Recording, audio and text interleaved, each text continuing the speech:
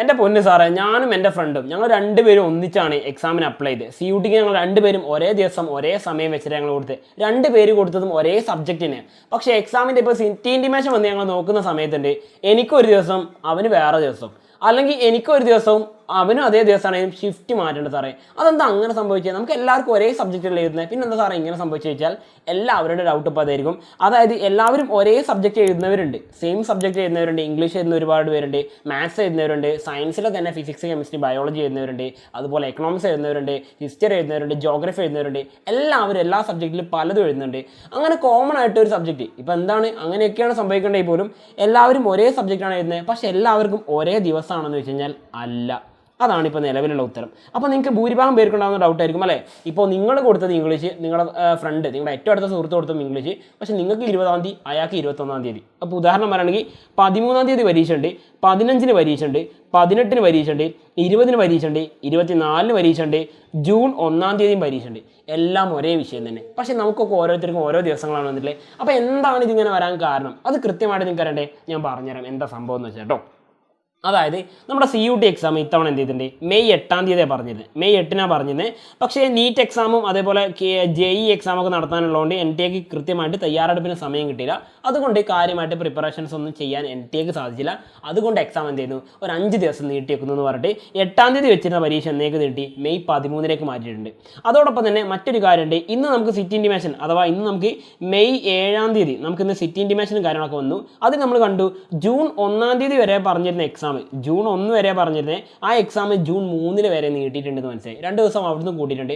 അപ്പോൾ ഇതിന് മനസ്സിലാക്കാൻ പറ്റിയൊരു കാര്യം എത്രയേ ഉള്ളൂ, അതായത് 5 ദിവസം നമ്മൾ എക്സാം മാറ്റി വെച്ചു. പക്ഷേ എന്താണ് അഡീഷണൽ ആയിട്ട് ഇവിടെ 5 ദിവസം നീട്ടണ്ടേ?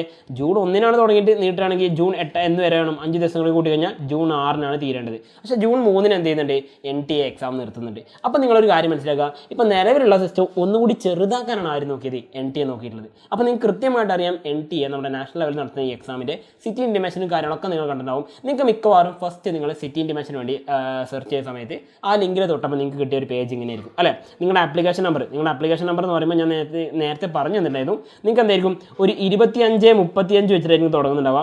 എന്നിട്ട് പിന്നെ നിങ്ങളുടെ കുറച്ച് നമ്പറുകൾ കൂടി ചേർത്തിട്ട് നിങ്ങളുടെ പേഴ്സണൽ നമ്പർ കൂടി ചേർത്ത് നിങ്ങളുടെ അഡ്മിഷൻ നമ്പർ കൊടുക്കുന്നു. അതോടൊപ്പം പാസ്വേഡ്, എന്ത് പാസ്വേഡ് ആയിക്കോട്ടെ. ഇപ്പോൾ ഫോർ എക്സാമ്പിൾ കുട്ടൻ 123 എന്ന പേരിലാണ് നിങ്ങൾ കൊടുത്തെങ്കിൽ ആ പാസ്വേഡ് അടിക്കുന്നു. എന്നിട്ട് ഇവിടെ കൊടുത്തിരുന്നത് ക്യാപ്ച, ഇവിടെ കൊടുത്തിരുന്നത് 07N709 എന്നുള്ള കൊടുക്കുന്നു. സബ്മിറ്റ് കൊടുത്തു കഴിഞ്ഞാൽ എന്ത് ചെയ്യും, നമുക്ക് നേരെ നമ്മുടെ സിറ്റി ഇൻറ്റിമേഷൻ അറിയാൻ പറ്റും അല്ലേ. നെറ്റ്വർക്കിന് വലിയ പ്രശ്നങ്ങളൊന്നുമില്ല കേട്ടോ. ഇനി ഭൂരിഭാഗം പേർക്കും സിറ്റി ഇൻറ്റിമേഷൻ കിട്ടിയിട്ടില്ല, നിങ്ങൾ വെയിറ്റ് ചെയ്യുക. സെർവർ ബിസി ആയതുകൊണ്ടാണ്. നിങ്ങൾക്ക് അത് കിട്ടും, നിങ്ങൾ പേടിക്കൊന്നും വേണ്ട. ഏറ്റവും കൂടുതൽ ആൾക്കാർ ഇപ്പോൾ സെർച്ച് ചെയ്യുന്നതുകൊണ്ടുള്ള ഒരു പ്രശ്നമാണിത്. അതെല്ലാ തവണ NTAക്ക് സംഭവിക്കുന്ന കാര്യമാണ്. അപ്പോൾ നിങ്ങൾ എന്താ ചെയ്യേണ്ടതെന്ന് വെച്ചാൽ ക്ഷമയോടെ കാത്തിരിക്കുക. കാരണം എക്സാമിന് ഇനിയും എത്ര ദിവസമുണ്ട്, 5 ദിവസത്തോളം ഉണ്ട്. ഓക്കെ, അപ്പോൾ സിറ്റി ഇൻറ്റിമേഷൻ മാത്രമാണ്. അപ്പോൾ ജസ്റ്റ് എന്ത് ചെയ്യുക, ഇന്ന് രാത്രിയോ അല്ലെങ്കിൽ ഏതെങ്കിലും സമയത്തായിട്ട് നിങ്ങൾ നോക്കിയാൽ മതി. ധൃതിപ്പെട്ട് നോക്കേണ്ട കാര്യമില്ല. ഓക്കെ, ഇനി അഥവാ നോക്കുന്ന സമയത്ത് നിങ്ങളുടെ പാസ്വേഡ് നിങ്ങൾ മറന്നു പോയി എങ്കിൽ, പാസ്വേഡ് മറന്നിട്ടുണ്ടെങ്കിൽ ഉടനെ തന്നെ ഫോർഗെറ്റ് പാസ്വേഡ് അടിക്കാം. ഫോർഗെറ്റ് പാസ്വേഡ് അടിച്ച് കഴിഞ്ഞാൽ നിങ്ങൾക്ക് പാസ്വേഡ് റിക്കവർ ചെയ്യാം. അതുവഴി നിങ്ങളുടെ സിറ്റി ഇൻറ്റിമേഷൻ അറിയാം. അപ്പോൾ സിറ്റി ഇൻറ്റിമേഷൻ നോക്കുന്ന സമയത്ത് നിങ്ങൾക്ക് കിട്ടുന്ന കാര്യങ്ങളായിരിക്കും ഉണ്ടാവുക.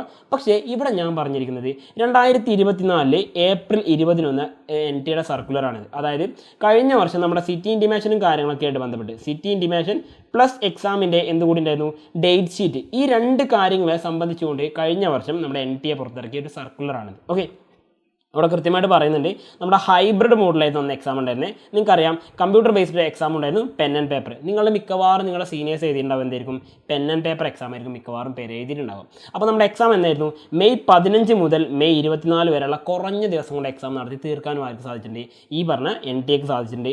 അന്ന് എത്ര കുട്ടികളെ പരീക്ഷയ്ക്ക് എഴുതിയത്, 13.48 ലക്ഷം കുട്ടികൾ. അപ്പോൾ ഇത്തവണ എത്ര കുട്ടികളുണ്ടെന്ന് വെച്ച് കഴിഞ്ഞാൽ അതുകൂടി നിങ്ങൾ മനസ്സിലാക്കുള്ളൂ.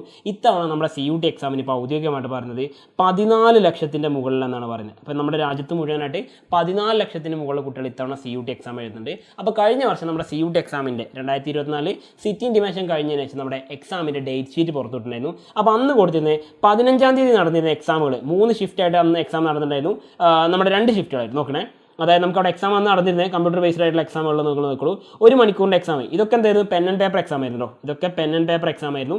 പെൻ ആൻഡ് പേപ്പർ നടന്ന എക്സാമിൻ്റെയാണ് ഇവിടെ കൊടുത്തിട്ടുള്ളത്. അവിടെ നിങ്ങൾക്ക് കാണാം ഫസ്റ്റ് കെമിസ്ട്രി കഴിഞ്ഞു, പിന്നെ കുറച്ച് നേരം ബ്രേക്ക് കിട്ടി, അതിനുശേഷം ബയോളജി കഴിഞ്ഞു, പിന്നെയും ബ്രേക്ക് കിട്ടി, പിന്നെ ഇംഗ്ലീഷ് ആയിരുന്നു, പിന്നെയും ബ്രേക്ക് കിട്ടി, അവസാനം ജനറൽ ആപ്റ്റിറ്റ്യൂഡ് ടെസ്റ്റ്. അതായത് ചുരുക്കി പറഞ്ഞാൽ ഒരു ദിവസം 4 പരീക്ഷയാണ് നടത്തിയത്. എത്ര പരീക്ഷയാണ് നടത്തിയത്, ഒരു ദിവസം 4 പരീക്ഷയാണ് കഴിഞ്ഞ വർഷം 15-ാം തീയതി മെയ് 15 നടത്തിയത്. 4 പരീക്ഷകൾ നടത്തിയിട്ടുണ്ട്.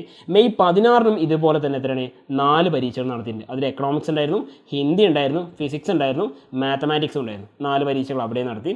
പിന്നെ മെയ് 17 ഇതുപോലെ തന്നെ geography, physical education, business studies, accountancy എന്ന് പറഞ്ഞിട്ട് ഈ 4 നടത്തി. അപ്പോൾ ചുരുക്കി പറഞ്ഞാൽ എന്താ പറയുക, അന്ന് പെൻ ആൻഡ് പേപ്പർ എക്സാം ആണെങ്കിൽ പോലും ഒരു ദിവസം 4 പരീക്ഷകൾ വെച്ച് നടത്തിയിട്ടുണ്ട്. 4 പരീക്ഷകൾ വെച്ച് നടത്തിയിട്ടുണ്ട്. അതായത് നമുക്ക് രാവിലെ 10 മണിക്ക് തുടങ്ങിയിരുന്ന പരീക്ഷ, രാവിലെ 10 മണിക്ക് തുടങ്ങിയിരുന്ന പരീക്ഷ അന്ന് എന്ത് ചെയ്യും, അന്ന് അവസാനിക്കുന്നത്, അന്ന് രാവിലെ 10 മണിക്ക് തുടങ്ങി എക്സാം ഹാളിൽ അവിടെ കയറിയിരിക്കുന്ന ഒരു വിദ്യാർത്ഥി അവസാന പരീക്ഷ എഴുതി ഇറങ്ങുമ്പം സമയം എത്ര മണിയായിട്ടുണ്ടാവും, വൈകുന്നേരം 6 മണി. അഥവാ ഈ 18 മണി എന്ന് പറഞ്ഞാൽ എന്താണ്, വൈകുന്നേരം 6 മണിക്കാണ് അന്ന് എക്സാം കഴിഞ്ഞ് എല്ലാവരും വീട്ടിലെത്തിയിട്ടുണ്ടാവുക അല്ലേ. അപ്പോൾ നിങ്ങൾ അന്ന് കണ്ടിരുന്ന സംഗതി ആയിരുന്നതൊക്കെ. പക്ഷേ ഇത്തവണ അങ്ങനെയൊന്നുമല്ല പാറ്റേൺ. എക്സാമിൻ്റെ സിറ്റി ഇൻറ്റിമേഷൻ തരുന്ന പോലെ തന്നെ എല്ലാവർക്കും എന്ത് ചെയ്തില്ല, ഈ പറഞ്ഞ അവരുടെ എക്സാമിൻ്റെ ഡേറ്റ് അല്ലാതെ ഇങ്ങനെ കംപ്ലീറ്റ് ഒരു ചാർട്ട് കൊടുത്തിട്ടില്ല. ഇത് കഴിഞ്ഞ വർഷത്തെ കമ്പ്യൂട്ടർ ബേസ്ഡ് ടെസ്റ്റ് ഉണ്ടായിരുന്ന ആൾക്കാർക്ക് വേണ്ടിയിട്ടുള്ളതായിരുന്നു. അന്നുണ്ടായിരുന്നു, നിങ്ങൾക്ക് നോക്കിയാൽ മനസ്സിലാവും, മ്യൂസിക്, ഫൈനാൻസ് തുടങ്ങിയ കാര്യങ്ങളാണ് അന്ന് എക്സാം ഉണ്ടായിരുന്നത്. അപ്പോൾ ഇതൊന്നും നിങ്ങൾ മൈൻഡ് ചെയ്യേണ്ട. ഇനി നിങ്ങൾ മൈൻഡ് ചെയ്യേണ്ട കാര്യം ഞാൻ പറഞ്ഞുതരാം. ഇത്തവണ ഞാൻ പറഞ്ഞ പോലെ തന്നെ നിങ്ങൾ ആപ്ലിക്കേഷൻ നമ്പർ വെച്ചു, പാസ്വേഡ് വെച്ച് കൊടുത്തു, ക്യാപ്ച എൻ്റർ ചെയ്ത് കൊടുത്തു. അതിനുശേഷം നിങ്ങൾ സബ്മിറ്റ് കൊടുത്തു കഴിഞ്ഞപ്പോൾ നിങ്ങൾക്ക് കിട്ടിയിരിക്കുന്ന എന്തായിരിക്കും, നിങ്ങൾക്ക് മിക്കവാറും ഒരു പേജ് കിട്ടിയിട്ടുണ്ടാവും. അതിൽ നിങ്ങളുടെ സിറ്റി ഇൻറ്റിമേഷനും കാര്യങ്ങളും പറഞ്ഞിട്ടുണ്ടാവും. അത് ഞാൻ കാണിച്ചു തരാം, നോക്കിക്കോളൂ. ഇത് നമ്മുടെ എജു ബോർഡിലുണ്ടായിരുന്ന 3 കുട്ടികളുടെ അവരുടെ സിറ്റി ഇൻറ്റിമേഷനുമായിട്ട് ബന്ധപ്പെട്ടുള്ള കാര്യങ്ങളാണ് പറയുന്നത്. അപ്പോൾ ജസ്റ്റ് നിങ്ങൾ നോക്കുക, 3 കുട്ടികളുടെ വിവരങ്ങളാണ് നമ്മൾ ശേഖരിച്ചിട്ടുണ്ടായിരുന്നത്. അപ്പോൾ നോക്കിക്കോട്ടോ, ഇതിൽ കാൻഡിഡേറ്റ് 1, കാൻഡിഡേറ്റ് 2, കാൻഡിഡേറ്റ് 3 എന്ന് പറഞ്ഞ 3 പേരുടെ ഡീറ്റെയിൽസ് ഞാൻ കൊടുത്തിട്ടുണ്ട്. എല്ലാവരും കൊടുത്തിരിക്കുന്നതിൽ ഇതിൽ ആദ്യത്തെ 1ഉം 2ഉം ആൾക്കാർ നോക്കി, അവർ കൊടുത്തിരിക്കുന്ന 2 പേർക്ക് കിട്ടിയിരിക്കുന്ന ഡിസ്ട്രിക്റ്റ് വേറെ എവിടെയല്ല, മലപ്പുറം ജില്ലയിലാണ് അവിടെ എക്സാം സെൻറ്റർ 2 പേർക്കും കിട്ടിയിട്ടുള്ളത്. 2 പേർക്ക് കിട്ടിയില്ലേ, 2 പേരും 2 സ്ഥലങ്ങളിലുള്ള ആൾക്കാരാണ്, 2 സ്ഥലങ്ങളിൽ അപ്ലൈ ചെയ്ത ആൾക്കാരാണ്, 2 ദിവസങ്ങളായിട്ട് അപ്ലൈ ചെയ്ത ആൾക്കാരാണ്. എല്ലാം ശരി തന്നെയാണ്. ഇനി നോക്കിക്കോളൂ, ഫസ്റ്റ് എഴുതിയിരുന്ന ഫസ്റ്റ് കാൻഡിഡേറ്റിന് നോക്കിക്കോളും, അയാൾ ഇംഗ്ലീഷ് എക്സാം എഴുതുന്നുണ്ട്. ഇംഗ്ലീഷിൻ്റെ പേപ്പർ കോഡ് നിങ്ങൾക്കറിയാം 101 അല്ലേ. ഇംഗ്ലീഷ് എക്സാം അയാൾ എഴുതുന്നുണ്ട്. അതേപോലെ ജനറൽ ആപ്റ്റ്യൂഡ് ടെസ്റ്റ് എഴുതുന്നുണ്ട്, അത് 501. അയാൾക്ക് എക്സാം കിട്ടിയിട്ടുള്ള എന്താണ്, 20-ാം തീയതിയാണ്. അതായത് മെയ് 20-നാണ് അയാൾക്ക് എക്സാം വരുന്നത്. അപ്പോൾ സ്വാഭാവികമായിട്ടും അയാളുടെ അഡ്മിറ്റ് കാർഡ് എന്ന് വരിക 4 ദിവസം മുൻപ്, അതായത് മെയ് 16-ന് എന്ത് ചെയ്യും, അയാളുടെ അഡ്മിറ്റ് കാർഡ് കിട്ടും. മെയ് 16-ന് കിട്ടും. ഇനി അയാളുടെ ഷിഫ്റ്റ് ഇവിടെ കൊടുത്തിട്ടുണ്ട്, എത്രയാണ്, സെക്കൻഡ് ഷിഫ്റ്റ് എന്നാണ് പറഞ്ഞിട്ടുള്ളത്. അതായത് ഉച്ച കഴിഞ്ഞ് 3 മണിക്ക് എക്സാം തുടങ്ങിയിട്ട് എപ്പോഴാണ് എക്സാം അവസാനിപ്പിക്കുക, വൈകുന്നേരം 5 മണിക്ക്. അതെന്താ അങ്ങനെയെന്ന് വെച്ച് കഴിഞ്ഞാൽ ഞാൻ ഓൾറെഡി നിങ്ങൾക്ക് പറഞ്ഞു തന്നിട്ടുണ്ടായിരുന്നു. 2 എക്സാം ആണുള്ളത് അല്ലേ. അപ്പോൾ ഒരു എക്സാമിന് 60 മിനിറ്റ് വെച്ച് 2 എക്സാമിനാകുമ്പോൾ എത്ര വരും, 120 മിനിറ്റ്.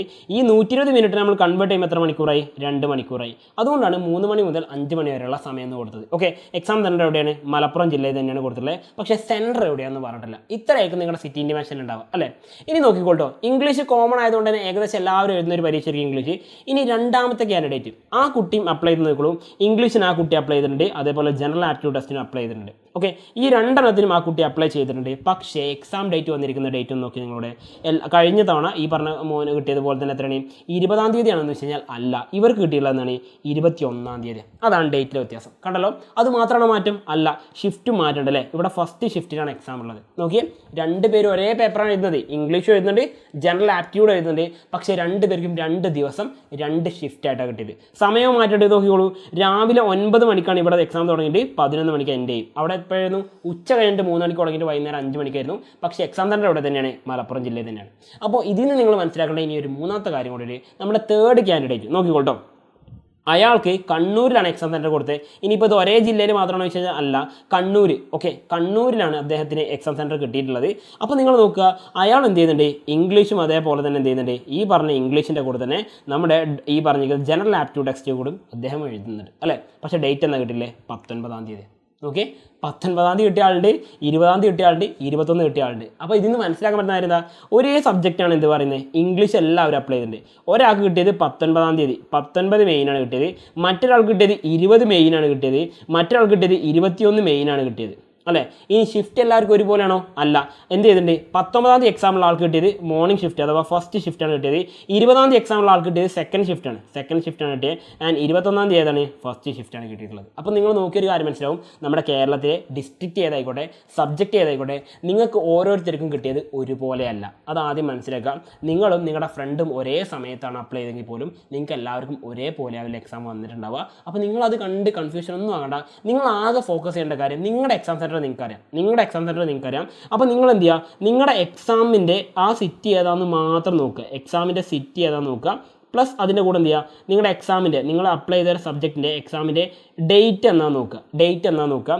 ഇനി 3ാമത്തെ കാര്യം, ഈ എക്സാം സെൻറ്ററിൽ എക്സാമിൻ്റെ ഡേ നിങ്ങൾ എങ്ങനെ എത്തും. എക്സാമിൻ്റെ ഡേ നിങ്ങളെങ്ങനെ അങ്ങോട്ടെത്തും അതിൻ്റെ ട്രാൻസ്പോർട്ടേഷനെ കുറിച്ചും എന്ത് ചെയ്യുക നിങ്ങൾ ആലോചിച്ചാൽ മതി. അല്ലാതെ എന്ത് ചെയ്യണ്ട ഞാനും അവനും ഒന്നിച്ച് അപ്ലൈ ചെയ്തത് അപ്പോൾ എനിക്ക് അവിടെ കിട്ടി പക്ഷേ അവൻ അവിടെ കിട്ടിയില്ലല്ലോ, അവന് വേറെ എവിടെ കിട്ടിയത്. അത് മാത്രമല്ല എനിക്കൊരു ദിവസം കിട്ടി അവന് വേറെ ദിവസം കിട്ടി, എനിക്ക് ഒന്നാമത്തെ ഷിഫ്റ്റ് അവന് രണ്ടാമത്തെ ഷിഫ്റ്റ്, ഇങ്ങനെയൊക്കെ സംശയം തോന്നുന്നുണ്ടാവും. അതൊന്നും നിങ്ങൾ ആലോചിക്കണം. ഞാൻ ഈ പറഞ്ഞ 3 കാര്യങ്ങൾ നിങ്ങൾ ശ്രദ്ധിക്കുക. പ്ലസ് അതിൻ്റെ കൂടെ നിങ്ങൾ ചെയ്യേണ്ട ഏറ്റവും വലിയ കാര്യം എന്ന് പറയുന്നത് ഏറ്റവും ആദ്യം നമ്മൾ എപ്പോഴും പറയുന്ന കാര്യം തന്നെ പ്രിപ്പയർ വെൽ. ഓക്കെ, വേറെ ഒന്നുമല്ല, വേറെ എന്തോ ആയിക്കോട്ടെ, എക്സാം എവിടെയാണെങ്കിലും നമ്മൾ പോയിട്ട് എഴുതും. കാരണം എന്താ പറയുക, നമ്മൾ പഠിച്ചിട്ടുണ്ട് അല്ലേ.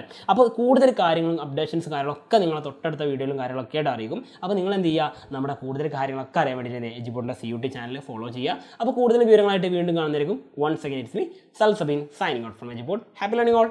ബൈ.